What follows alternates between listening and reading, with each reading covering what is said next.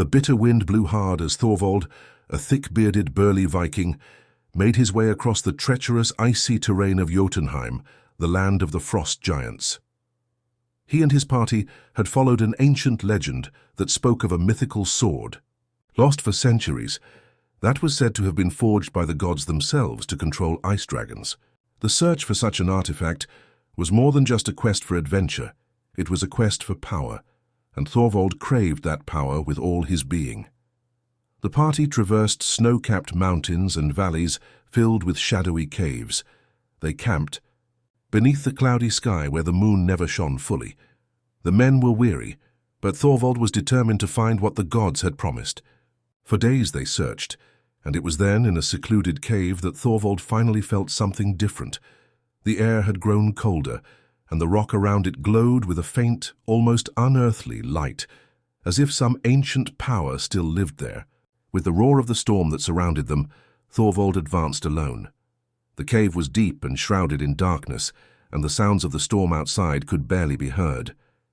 His boots echoed on the rocks, and in the distance he noticed a faint light coming from a crack in the cave wall. He approached cautiously, and as he touched the icy rock he felt an unusual vibration, as if the cave itself were alive.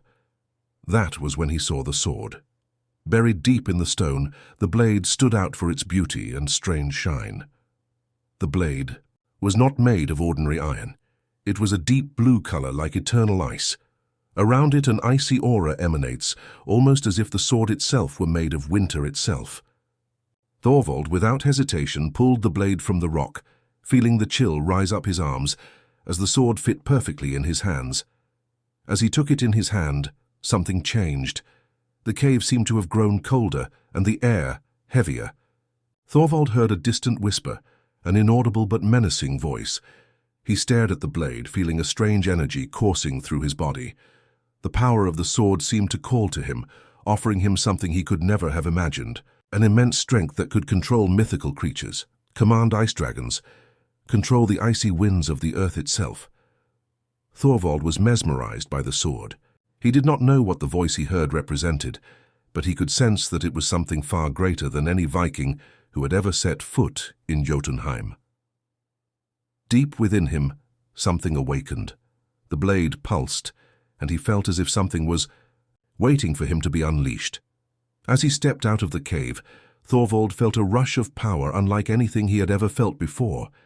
His eyes glowed with a menacing intensity as he stared out at the frozen horizon. He could feel his control over the icy wind, over the slowly falling snowflakes. He was stronger, faster, and more invincible than ever before, but what he did not know was that by wielding the sword, he had unleashed something much older and more dangerous than he could have imagined. In his dreams during the following nights, Thorvald began to be tormented by a shadowy figure. It was a figure of war, dressed in frozen furs, with eyes burning like fire, a figure he could not recognize. The spirit watched him, always distant, and deep in his soul Thorvald knew that this was no ordinary dream. The sword had a price, and he would soon find out what it was. But the Viking was blinded by power. He did not know, or perhaps did not care, that he had awakened something that could no longer be stopped. The sword, it seemed, had chosen him, and in taking it, Thorvald sealed his fate. As he looked at the blade now in his hands, Thorvald did not know that he was about to awaken an ancient vengeance that would extend far beyond what he could have imagined.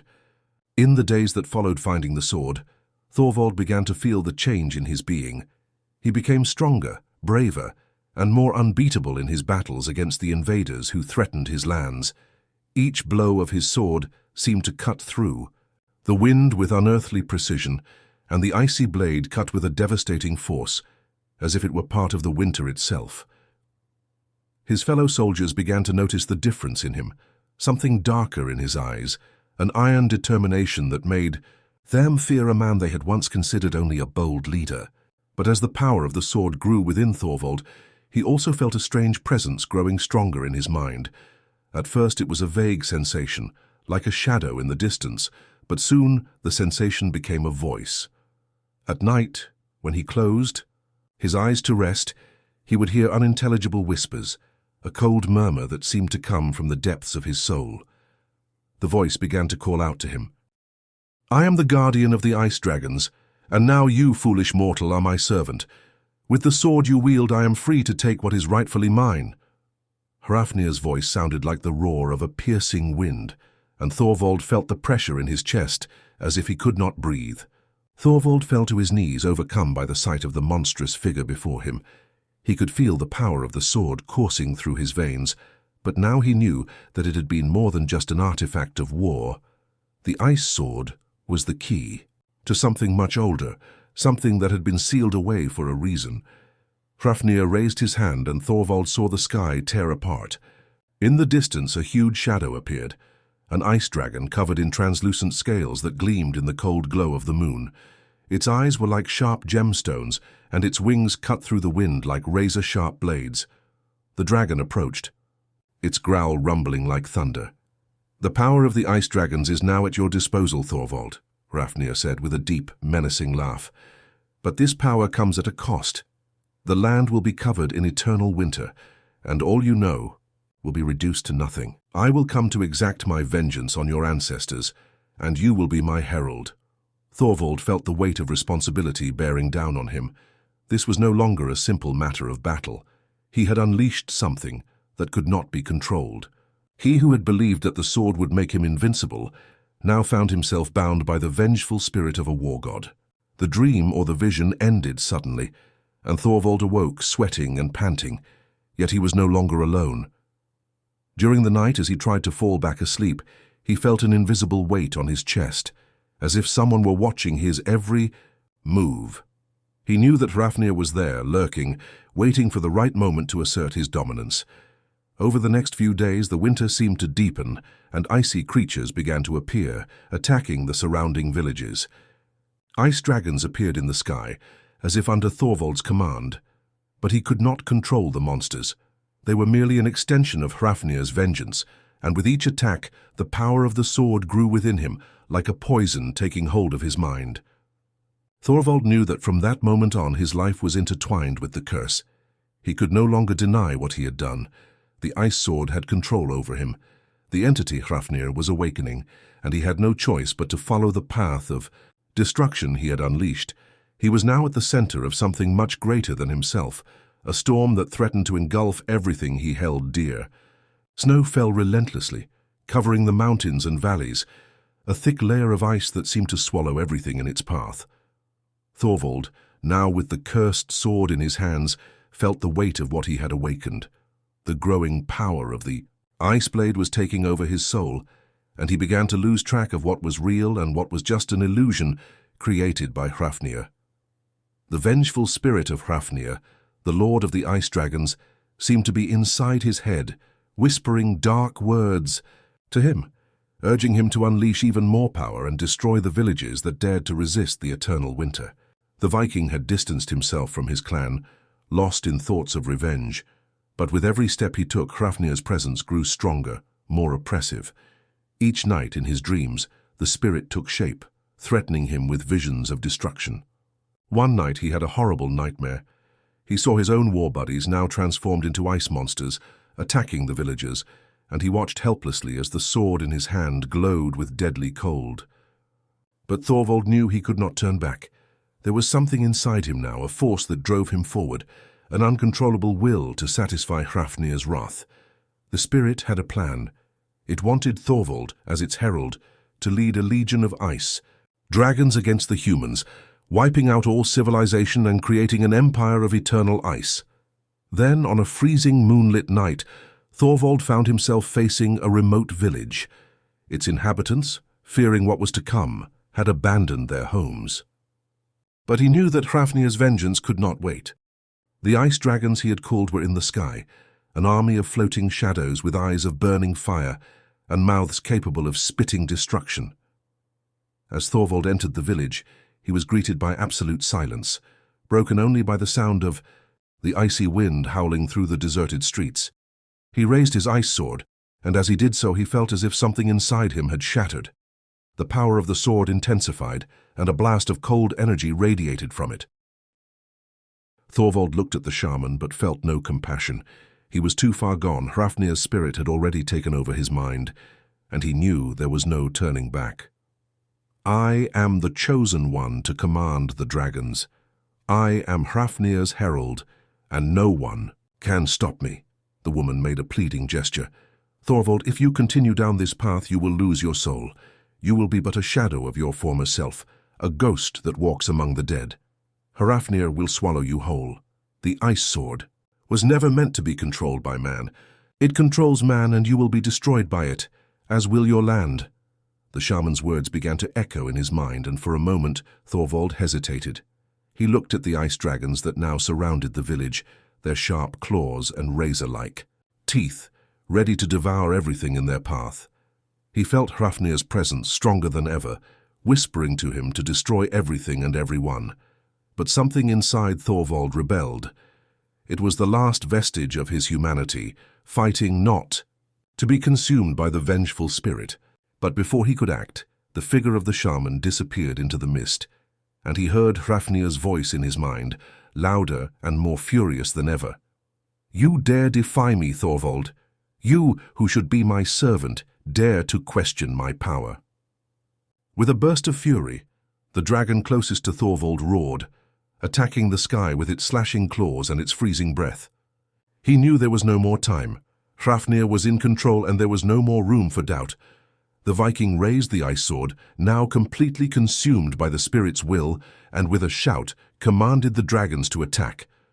Ice flames exploded into the sky, and the destruction began. The village houses were swallowed by ice and flames, and the screams of the villagers, now lost in the eternal night, were lost in the immensity of winter. Thorvald, watching the village being consumed by the fury of the dragons, smiled, but deep in his soul something bothered him. He knew he could not stop, not now, but the shaman's words echoed in his mind as a constant reminder that he was losing something very precious, his own humanity. Hrafnir's power, although temporarily satisfying, was also a death sentence. And the Viking was now walking towards an inevitable fate, where he would be another shadow in the depths of an endless winter. The sky, now permanently covered by black clouds, seemed to look down on the earth with indifference. Winter, an endless cycle, had consumed everything Thorvald knew. The village he had destroyed was not the only one, and in their path of destruction, he and the ice dragons had razed entire villages. Hrafnir's presence grew stronger and stronger, dominating his mind. Thorvald, once a brave and respected Viking leader, was now a puppet of the vengeful spirit that possessed him. But as the destruction continued, something within him began to change. The shaman's words, spoken before the attack on the village, began to echo louder and louder in his mind. She was right. He was losing his very soul. Hrafnir had not freed him but enslaved him. He was no longer the man who had found the sword, but a shadow of his former self. He felt a deep ache, a sense of emptiness that could not be ignored, and it made him question everything he had ever done. One cold night, when the bitter winds seemed to penetrate to the bone, Thorvald found himself standing before an ancient mountain, a fortress that had once been a refuge for the Vikings, but was now covered in a thick layer of ice. He stood there alone with the cursed sword in his hands, its blade reflecting the icy moonlight. He felt Hrafnir's presence closer than ever, whispering words of vengeance, urging him on to destroy what was left of his enemies. But that night something different happened. The sword, which had previously responded to his will with precision, seemed to resist his touch. The blade, coated in ice crystals, began to emit a high-pitched sound, as if it were being forced to yield to an invisible pressure. Thorvald for a moment felt a connection with the sword, as if it sensed his inner struggle, his growing doubt. Then a figure appeared before him, as sudden as the mist that shrouded the mountain. It was the shaman again, her eyes shining with a soft, steady light.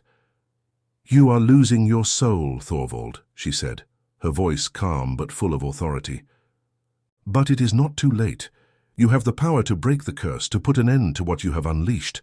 Thorvald looked at the sword, feeling its icy blade in his hands, Hrafnir's power pulsing within him. "I cannot turn back," he said, the pain of his actions visible on his face. Thorvald looked at the sword, and a sense of conflict filled him. He had destroyed so many lives, caused so much suffering. But deep down, he knew that this could not continue. He did not want to be the harbinger of destruction.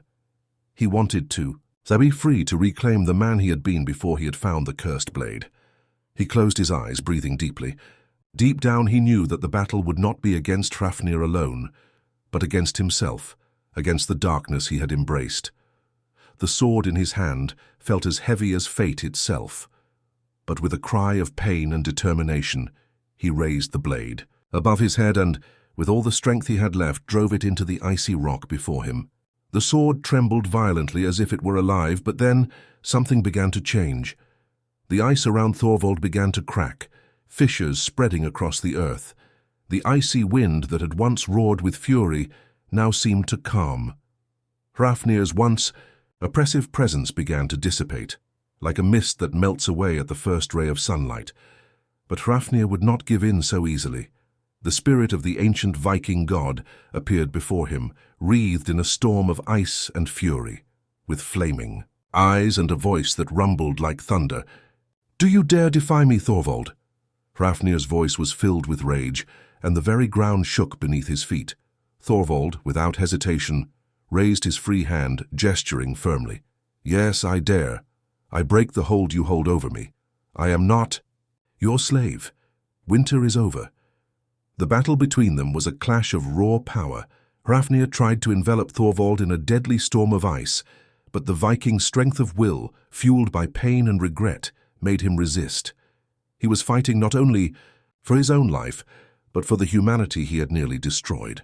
Each blow from the Viking spirit was met with the strength of Thorvald, who with his broken sword and heavy heart faced the darkness he had awakened. Finally, with a cry of release, Thorvald was able to break the connection between himself and Hrafnir. The sword now destroyed shattered in an explosion of light and ice. Hrafnir's spirit, weakened and powerless, was swallowed up by the very storm he had created, and the ice dragons, without further command, disappeared into the shadows. The land slowly began to warm. The eternal winter that had consumed the world finally began to dissipate. The snow melted, the plants grew new, and the destroyed villages began to rebuild. But for Thorvald, there was no longer any sense of victory. He knew that the price of his release had been too high. He had lost too much, not only his lands, but his very essence. Back on the mountain where it all began, Thorvald looked to the horizon, knowing that his journey was not yet over. He had defeated the curse, but the remorse would remain in his heart forever. And so, with the silence of winter finally breaking, Thorvald disappeared into the frozen forests, seeking redemption.